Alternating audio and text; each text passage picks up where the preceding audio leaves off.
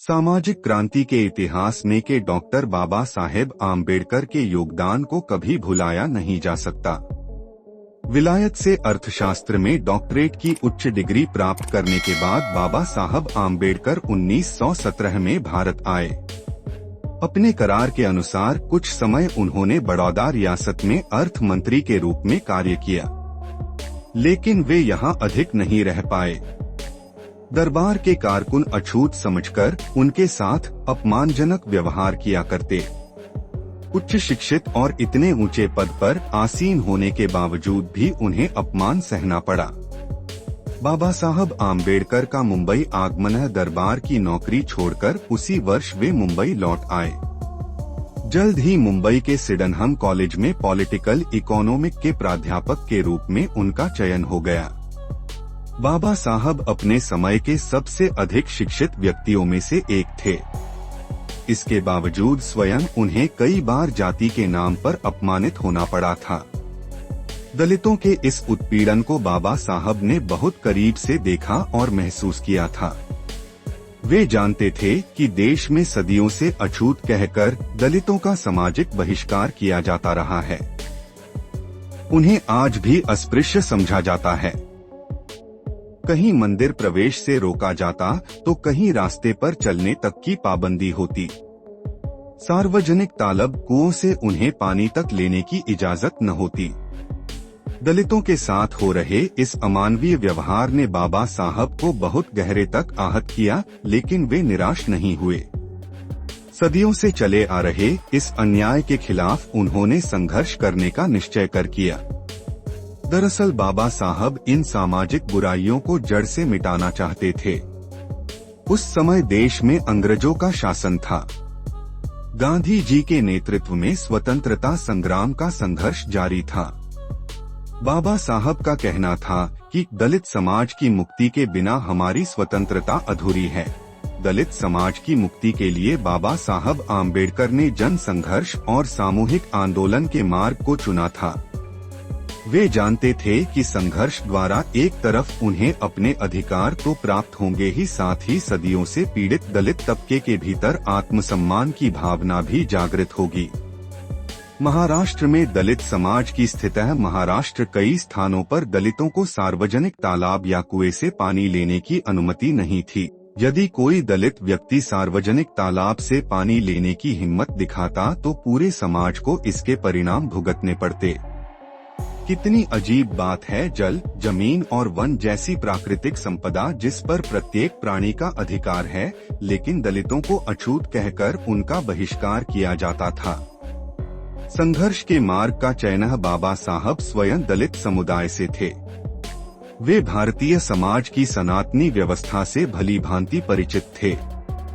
अंग्रेजों के शासन में भी भारतीय सामाजिक व्यवस्था में कोई बदलाव नहीं आया था।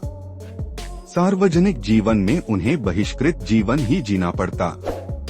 दलितों की इस दशा देखकर वे बड़े आहत हुए। अपने भविष्य को लेकर बाबा साहब आम्बेडकर के सामने दो मार्ग थे। एक तो अपनी शिक्षा को आधार बनाकर धन दौलत कमाते, या फिर असहाय दलितों की आवाज बनकर उनकी की मुक्ति के लिए संघर्ष करते। बाबा साहब ने संघर्ष की राह चुनी। इसी के साथ सन 1924 को मुंबई में उन्होंने दलित उद्धार के लिए बहिष्कृत हितकारिणी सभा नामी एक संस्था बनाई। इस सभा में अस्पृश्य सदस्यों के साथ साथ ऊंची जाति के भी सदस्य जुड़े थे। कई स्थानों पर इस संस्था के अंतर्गत सभाओं का आयोजन भी किया गया। चवदार तालाब आंदोलन, सार्वजनिक तालाब और कुओं को लेकर उन दिनों मुंबई प्रेसिडेंसी की ओर से एक सरकारी अध्यादेश पारित हुआ था कि सार्वजनिक जल स्रोतों पर सभी नागरिकों का अधिकार होगा। इसी अध्यादेश को आधार बनाकर महाड़ के नगराध्यक्ष सुरेंद्रनाथ टिप्पणीस ने 1924 में चवदार तालाब को भी सार्वजनिक संपत्ति घोषित किया, यानी अब तालाब से सबको पानी लेने का अधिकार प्राप्त था। इसके बावजूद सवर्ण जातियों की ओर से अघोषित तौर पर दलितों का सामाजिक बहिष्कार जारी था। चौदार तालाब से दलितों को पानी लेने नहीं दिया जाता था। अगर कोई साहस दिखाता भी तो उसे कठोर यातनाएं सहनी पड़ती। दलित महिलाओं को मीलों दूर पानी के लिए जाना पड़ता। महाड़ आने का निमंत्रण है। नगर अध्यक्ष सुरेंद्र नाथ टिपनीस ने बाबा साहब को महाड़ आने का निमंत्रण दिया ताकि उनके हाथों इस तालाब को आम लोगों को समर्पित किया जाए। बाबा साहब ने यह निमंत्रण स्वीकार किया। बाबा साहब 2 महीने पहले ही जनवरी 1924 को इस क्षेत्र में पहुंच गए। उनके यहाँ पहुंचते ही स्थानीय दलितों में उत्साह और जोश था। बाबा साहब महाड़ की इस भूमि से भली भांति परिचित थे। महाड़ जाति के बहुत से लोग ब्रिटिश सेना से जुड़े थे। सेना से मुक्त होने के बाद वे यहाँ बड़ी संख्या में आबाद थे। बाबा साहब को सत्याग्रह के लिए ऐसे ही अनुशासित लोगों की जरूरत थी। बाबा साहब घूम घूम कर स्थानीय लोगों से संवाद स्थापित किया, उनकी समस्याओं को समझा। उनके साथ स्थानीय दलित नेता मोरे का सहयोग बाबा साहब को मिलता रहा। गांव-गांव घूमकर वे लोगों को अपने अधिकारों के प्रति जागृत करते जाते। लोगों के मन पर बाबा साहब की बातों का गहरा प्रभाव होने लगा। धीरे धीरे हजारों की संख्या में लोग चौदार तालाब आंदोलन से जुड़ने लगे। बाबा साहब का कहना था कि जिस तालाब से ऊंची जाति के लोग पानी पी सकते हैं, यहाँ तक कि पशु के पानी पीने पर भी किसी को एतराज नहीं, ऐसी सूरत में भला दलितों को इस अधिकार से कैसे दूर रखा जा सकता है। प्राकृतिक संसाधनों पर प्रत्येक मनुष्य का एक जैसा अधिकार है, चाहे वो फिर किसी भी जाति धर्म क्यों न हो। सभी वर्गों का समर्थन है। महाड़ आंदोलन का एक तरफ जहां स्थानीय सनातनी हिंदू विरोध कर रहे थे, वहीं दलितों के साथ साथ समाज के एक बड़े वर्ग का इस आंदोलन को समर्थन भी प्राप्त था। काजी हुसैन ने आगे बढ़कर अपनी जमीन आंदोलनकारियों को ठहरने के लिए उपलब्ध करवाई। वहीं दूसरी तरफ डॉ. सुरेंद्रनाथ टिपनिस, गंगाधर नीलकंठ सहस्त्रबुद्धे और अनंत विनायक चित्रे, कायस्थ प्रभु जैसे सवर्ण समाज के लोग भी डॉक्टर आम्बेडकर की सहायता के लिए आगे आए। महाड़ सत्याग्रह की शुरुआत 20 मार्च 1927 वह ऐतिहासिक दिन है जब बाबा साहब आम्बेडकर ने हजारों दलितों को साथ लेकर सत्याग्रह किया। इस आंदोलन का पूरा स्वरूप अहिंसात्मक था। निश्चित समय पर बाबा साहब आम्बेडकर चौदार तालाब पर पहुंचे। अपनी अंजुली से इस तालाब का जायकेदार जल ग्रहण किया।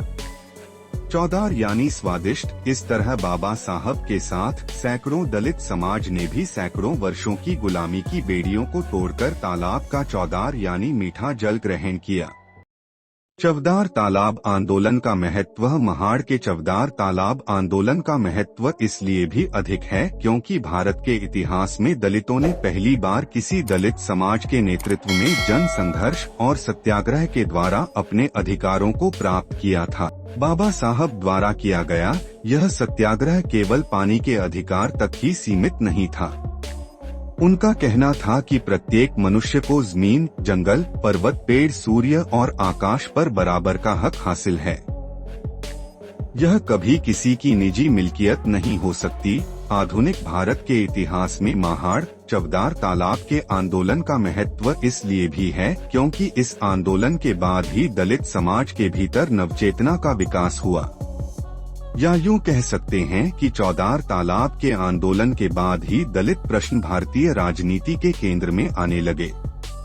आज भी हर वर्ष 20 मार्च को महाड़ के चौदार तालाब के दर्शन के लिए पूरे देश से हजारों की संख्या में दलित समाज के लोग गाते बजाते हाथों में परचम लिए जय भीम के नारे लगाते हुए पहुंचते हैं। देश के कोने कोने से आए हजारों लोगों का उत्साह और जोश देखते ही बनता है। चौदार तालाब का संघर्ष हमें बताता है कि सभी प्राकृतिक संसाधन हमारे अपने हैं। पानी, हवा, सूर्य पर हम सबका एक समान अधिकार है। आज विकास और कानून के आड़ में उद्योग, खनन और बाजार का जाल बिछाया जा रहा है। धीरे धीरे जल, जमीन और वनों का अधिकार सामान्य जन से छिनता जा रहा है। 100 साल पहले बाबा साहब आम्बेडकर द्वारा किए गए महाड़ आंदोलन का महत्व इस संदर्भ में देखना चाहिए।